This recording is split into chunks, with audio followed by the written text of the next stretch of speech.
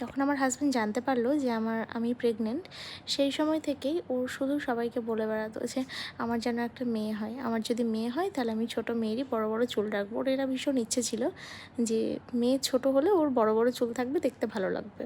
কিন্তু যখন আমার মোহর জন্মায় তখন ওর মাথায় না একদম চুল ছিল না, ভীষণ হালকা চুল ছিল।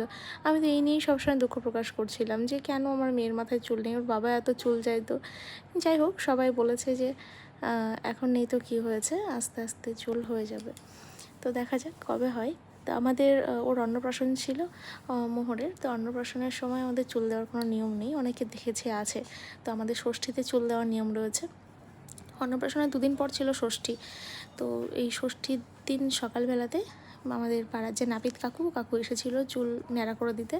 তো ও সকালে একবার ঘুম থেকে উঠেছে, ওঠার পর দ্বিতীয়বার ওকে আবার ঘুম পাড়ানো হয় চুল কাটানোর জন্যই। তো দেখো খুব সুন্দর ঘুমোচ্ছিল, ঘুমিয়ে ঘুমিয়ে চুলগুলো অনেকটাই হয়ে গেছিলো ন্যাড়া করা, পিছন দিকে একটুখানি বাকি ছিল, যে সময়টা ও উঠে পড়েছিল। তারপর ওকে টুকটাক খেলনা টেলনা দিয়ে এটা ওটা করেই বাকি চুলটা কাটা হয়।